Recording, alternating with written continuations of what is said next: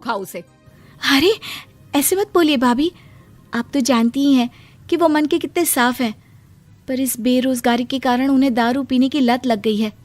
अरे अपना ये रोना गाना बाद में कर लेना, पहले काम निपटा ले घर का। मेरा और टाइम खराब ना कर। जा गेहूं पीस ले, फिर तुझे कपड़े भी धोने हैं। शांति रसोई घर में जाकर गेहूं पीसने लगती है। पीसते पीसते कुछ गेहूं वहां कपड़ों में गिर जाते हैं, जिसे देखकर उसके दिमाग में एक आइडिया आता है।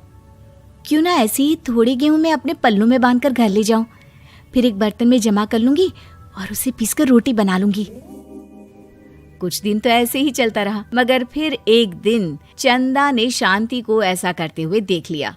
अरे पहले तो मुझे लगा तुम लोग बस गरीब हो, पर तुम लोग तो चोर भी हो। चोरनी कहीं की। मुझे तो लगता था तू गेहूं पिसती है, पर तू तो अपने पल्लू में गेहूं छुपाकर ले जाती है। निकल मेरे घर से। मुझे माफ कर दो भाभी, हमारे पास खाने के लिए एक दाना तक नहीं था, इसलिए मुझे ये सब करना पड़ा। अरे तुम लोग मेरे रिश्तेदार हो, इसीलिए दया कर कर तुझे मैंने अपने घर पे काम पर रख लिया, पर तू और तेरा पति हमारे खानदान का नाम मिट्टी में मिलाने पर उतारू हो चुके हैं।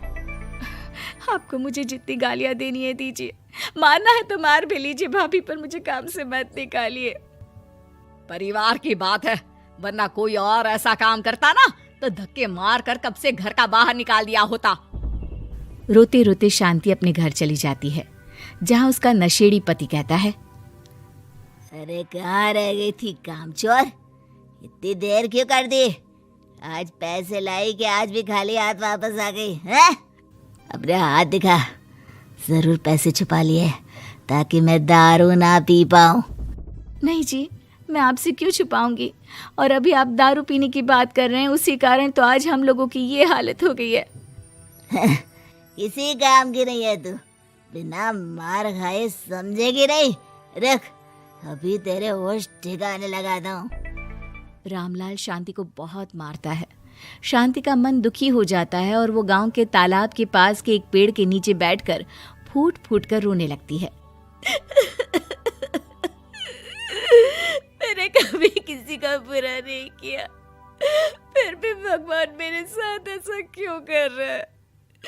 मैं तो रामलाल जी की फिक्र करती हूँ, फिर भी उन्होंने मुझे इतना मारा।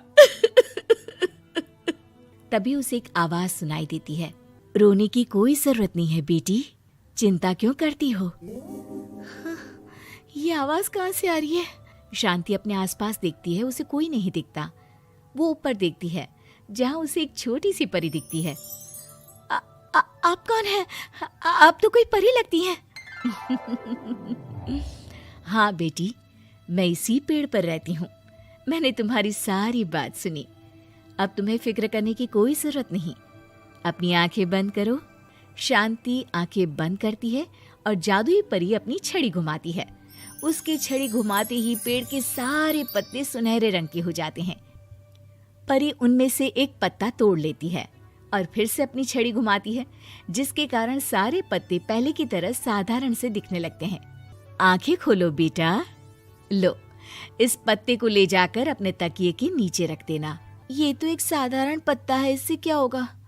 ठीक है, अगर आप कहती हैं तो मैं इसे रख लेती हूँ। शांति उस पत्ते को लेकर अपने घर जाती है और अपने कमरे में तकिए के नीचे रखकर सो जाती है। सपने में उसे वही पेड़ वाली जादुई परी दिखाई देती है।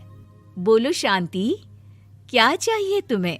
मैं चाहती हूँ हम बहुत अमीर हो जाए और मेरे पति नशा करना छोड़ दे, उन्हें कोई काम भी मिल जाए। कल जब तुम सुबह नींद से जागोगी, तुम्हारी इच्छा पूरी हो गई होगी। अगली सुबह शांति नींद से जागती है। अपने आसपास का नजारा देखकर चौंक जाती है। उसके बिस्तर पर चारों तरफ सोने चांदी रखे हुए थे। हे भगवान, कहीं मैं सपना तो नहीं देख रही? इतना सारा सोना, वो भी मुझ गरीब के पास। रामलाल जी को बताती हूँ, वो बहुत खुश होंगे। शांति जैसे ही कमरे के बाहर जाती है, वो देखती है कि रामलाल सूट बूट पहने काम के लिए बाहर जा रहा होता है। मुझे शहर में एक नौकरी मिल गई है शांति, मुझे आने में देर हो जाएगी, घर का ध्यान रखना। और इस तरह शांति बहुत अच्छा जीवन बिताने लगती है। उसके पास अब किसी भी चीज की कमी नहीं रह जाती। रातों रात शांति के पास आए इतने पैसों को देखकर उसकी जिठानी उससे पूछती है, अरे क्यों रे शांति, कहीं बड़ा हाथ मारा है क्या? अचानक तुम लोगों के पास इतना पैसा कैसे आ गया? नहीं नहीं भाभी, ये सब तो जादुई परी के दिए हुए पत्ते का कमाल है। शांति जादुई पत्ते के बारे में सारी बात चंदा को बताती है, जिसे सुनकर चंदा के मन में लालच आ जाता है और वो झूठ मूठ रोते हुए उसी पेड़ के नीचे जाती है जहाँ उसकी रोने की आवाज सुनकर जादुई परी कहती है, क्या हुआ बेटा, क्यों रो रही हो? मैं बहुत गरीब हूँ, मेरे पति मुझे बहुत मारते हैं, अब मैं जीना नहीं चाहती। चिंता मत करो बेटा, अपनी आंखें बंद करो।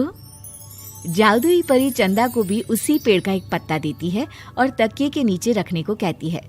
चंदा उस पत्ते को लाकर अपने तकिए के नीचे रख लेती है और अगली सुबह जब उठती है तो उसके कमरे में चारों तरफ सांप बिच्छू रहते हैं। अरे बचाओ बचाओ, कोई मुझे बचाओ, ये कैसा पत्ता है जिसे लाने के बाद उस गरीब शांति के पास तो इतना सारा सोना आ गया और मेरे चारों तरफ ये सांप बिच्छू, अरे कोई बचाओ। चंदा अपनी जान बचाती हुई शांति के पास जाती है। चलिए भाभी, मुझे लगता है आपके घर में सांप बिच्छू को बस जादुई परी ही हटा सकती है। दोनों मिलकर जादुई परी के पास जाते हैं। ये सब तुम्हारे बुरे इरादों का नतीजा है चंदा। तुम झूठ मूठ बस पैसे के लालच के कारण यहाँ आकर रो रही थी, इसीलिए तुम्हें जादुई पत्ते ने उसकी सजा दी। अरे मुझे माफ कर दीजिए जादुई परी, मेरे मन में लालच आ गया था। अरे शांति, तुम भी मुझे माफ कर दो, मैंने तुम्हारे साथ बहुत गलत किया है, फिर भी तुम मेरी मदद के लिए आई। चंदा को अपनी गलती का एहसास हो जाता है, इसलिए जादुई परी उसके घर से सारे सांप बिच्छू को गायब कर देती है। चंदा और शांति आपस में मिलजुल कर रहने लगती हैं।